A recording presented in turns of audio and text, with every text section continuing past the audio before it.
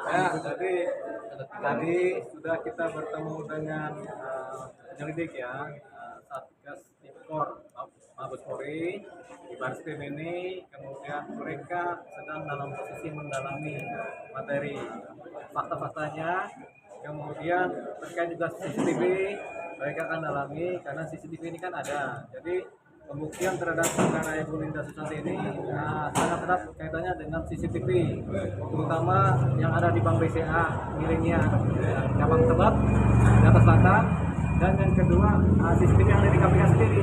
Karena ini berdasarkan kronologis yang disampaikan Ibu Linda Susanti, yaitu ada jejak-jejak kegiatan selama 1 tahun terakhir dari 2024 sampai 2025. Jejak-jejak kegiatan ini kegiatan mengenai SDB, depositnya deposito dari Bu Linda yang ada di Bank BCA, sama jejak-jejak keberangkatan Bu Linda Susanti menghadap kepada KPK, di mana ada panggilan-panggilan yang dilakukan oleh penyelidik KPK. Jadi tempatnya di sana, di KPK sana. Jadi di sana ada CCTV. Nah, jejak ini akan ditelaah oleh penyelidik, kemudian akan digelarkan dalam waktu dekat, begitu, untuk ditindaklanjuti lebih lanjut lagi, gitu ya. Jadi ini cerita tentang aset Ibu Linda Susanti yang disita, karena disita dan diambilnya itu dari Bank BCA dibawa ke KPK. Nah, ini kemudian ditelusuri juga ya. Jadi ini cerita yang disampaikan Bu Linda Susanti ini adalah cerita faktual ya, fakta yang kemudian susah untuk disanggahnya karena jejaknya ada, dokumen-dokumennya ada, surat-suratnya juga ada, surat-surat panggilannya juga ada lengkap, dan tanda tangan dari oknum yang menandatangani pemanggilan juga ada, termasuk berita-berita misalnya pembukaan SDB di Bank BCA juga ada. Jadi ada surat-surat resmi yang kemudian menjadi dokumen barang bukti gitu. Nah, selanjutnya Bu Linda mungkin lebih lengkap akan diceritakan kronologisnya seperti apa sih sampai akhirnya asetnya disita. Kalau mendengar lebih lanjut dari teman-teman media, silakan Bu Linda. Ya, yang pertama ya, yang mengenai di Polda itu setelah saya dilakukan pemeriksaan ya, penyidik kaget karena apa? Karena saya hanya menerima cicilan hutang ya dalam bentuk emas dan dolar. Setelah itu saya meminta gelar khusus di sini tanggal 24 Juni 2024. Ini sudah diterima, saya minta gelar khusus. Namun informasi dari penyidik mengatakan ini bukan laporan, ini hanya sekedar aduan biasa, jadi tidak bisa dilakukan gelar khusus. Akhirnya mereka minta maaf, termasuk Sulaiman, penyidiknya, dan juga adiknya Hasbiasan, yaitu Hamka Hasan, minta maaf ke saya langsung. Setelah itu selesai. Ditanya oleh Polda waktu itu tanggal akhir ini ya, Maret ya, ditanya oleh Polda, Bu, tahun 2024 Ibu emasnya ditaruh di mana? Emasnya saya asal taruhnya di kantor, lalu yang menggeledah kantor saya bukan Polda melainkan KPK. Yang menggeledah kantor saya bukan Polda tapi KPK. Nah, itu tanggal 1 April. Tanggal 1 April digeledah tahun 2024. Nah, di situ setelah ada penggeledahan, betul penggeledahan itu hanya sebatas dokumen-dokumen saja. Jadi saya tidak pernah bilang bahwa itu ada langsung dengan emasnya, itu betul ya. Namun setelah BAP, ini harus jelas ya, setelah BAP ya, disitulah BAP-nya di KPK. BAP di KPK, setelah itulah saya dibilang bahwa Ibu harus jujur. Ini emasnya yang cicilan itu ditaruh di mana? Saya bilang di safe deposit box BCA karena saya prioritas, saya punya SDB di BCA. Dan baru diketahui juga ternyata pemblokiran di BCA juga ilegal. Jadi ada 3 oknum, 1 oknum dari KPK, ada oknum dari Polda, ada oknum dari orang BCA. Ini kerjasama yang luar biasa yang mau membuat saya target menjadi tersangka. Gitu. Nah, setelah itu saya di BAP juga di KPK itu mau menggiring perbuatannya Ahmad Sulaiman seolah-olah itu saya yang lakukan. Untungnya saya mempunyai bukti-bukti, ada uang keluar dulu, bahkan saya sudah memberikan somasi Ini ya, ini foto waktu tanah. Jadi saya memberikan uang dulu kepada, nah ini ada somasi kepada Sulaiman. Waktu itu saya mau melaporkan Sulaiman, namun mobil saya dihancurkan. Ini mobil dihancurkan, ya. Yang diambil bukan laptop, bukan jam, bukan perhiasan, tapi lebih kepada yang diambil adalah bukti-bukti semua. Tapi untung alhamdulillah bukti-bukti saya masih ada. Dan ini singkat cerita, SDB itu diambil bareng sama Arif dan kawan-kawan dari penyidik ya, Arif dan kawan-kawan. Setelah diambil, mampir dulu ke Wican, ya, ke Wican itu Widya Chandra. Mampir ke sana, di sana negosiasi bahwa saya mau dikasih 20%. Karena kalau ini lanjut ya, ini lanjut saya akan dikenakan pidana. Saya tanya pidananya apa, mereka tidak bisa menjawab sampai dengan sekarang. Bahkan sampai dengan saat ini, oknum tersebut selalu meminta kepada saya untuk bertemu di luar, mau mengembalikan. Tapi saya pastikan pengembaliannya itu tidak full. Jadi saya tidak mau, dan saya harap dari Dewas, Barreskrim semuanya betul-betul memproses ini dengan baik ya. Karena kalau dibiarkan si oknum itu ada celah untuk minta bertemu saya di belakang layar.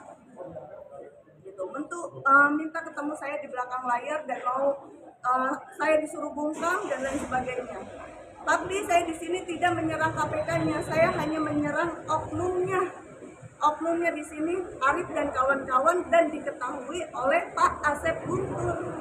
Gitu. Jadi saya kaget ketika Pak Asep Guntur memberikan narasi hoax, ya. Saya bilang itu hoax, gitu, karena dari Polda sudah minta maaf kepada saya, gitu. Dan saya minta kepada Asep Guntur untuk betul-betul bertemu saya langsung biar kita di depan awak media dan sama-sama melakukan pembuktian. Bagaimana saya mau memberikan pembuktian asli ya dari itu, sedangkan saya pun menerima bentuk surat penerimaan penyitaan itu dalam bentuk PDF, dan saya tidak pernah menerima dari orang lain selain dari penyidik KPK. Ada pertanyaan? KPK-nya Satgas berapa? KPK-nya yang saya ketahui ya, takutnya salah, itu Satgas 10 Arif dan kawan-kawan. Ada Agus Ariwibowo. Mbak, itu mau dikenain pidana berarti oknum tersebut hanya mengancam ya, nggak ada unsur-unsur yang masuk? Mengancam. Sampai dengan saat ini, kemarin narasinya pun itu sebagai ancaman menurut aku dan pemerasan. Di Polda itu sudah melakukan mediasi, sudah memberikan surat mediasi, dan akhirnya mereka semua minta maaf ke aku, dan aku sudah memaafkan dan sudah tidak ada lagi. Waktu itu aku sempat nanya dan aktif ya nanya, si penyidik hanya bilang gini, Bu, udah Bu, nggak usah bicara lagi soal perkara itu, saya tidak mau kalau bilang soal perkara itu. Nah, kalau perkara ini naik lagi ya, artinya ini sudah intervensi luar biasa ya. Gitu. Karena aku pribadi adalah menerima emas dari si Sulaiman itu bukan 5 batang emas, itu salah banget. Hanya 2 batang emas, dan itu pun untuk cicilan. Dan tidak aku jual, itu aku taruh di safe deposito. Bang Dio, setelah ke Tipikor Mabes Polri ada kemana lagi? Apakah ke Propos atau kemana? Ya, jadi gini, Propam. ini kan kita meyakini apa yang disampaikan Ibu Linda Susanti adalah benar. Memang Ibu Linda ini cuma satu saksinya kan, dengan beberapa saksi pendukung. Tapi jejak-jejak dokumen itu ada, jejak-jejak CCTV juga ada. Jadi dengan dasar itulah kami meyakini adalah ini suatu fakta yang memang harus di-blow up kepada publik, disampaikan kepada publik. Makanya kami kemudian harus menyampaikan ini secara clear, supaya nanti ketika di KPK kita jangan beranggapan di KPK ini diganti semua orangnya baik-baik saja. Orang yang baik-baik ada juga ternyata yang patut diduga oknum yang memang menyalahgunakan wewenang di KPK ini kan. Kita ambil contoh waktu di sel penjara KPK itu kan ada kutipan-kutipan juga.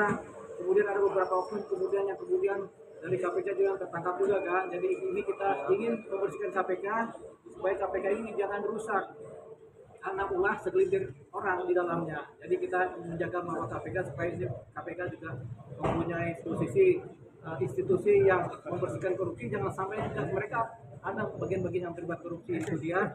Nah pertanyaannya adalah kepada siapa saja kita melaporkan.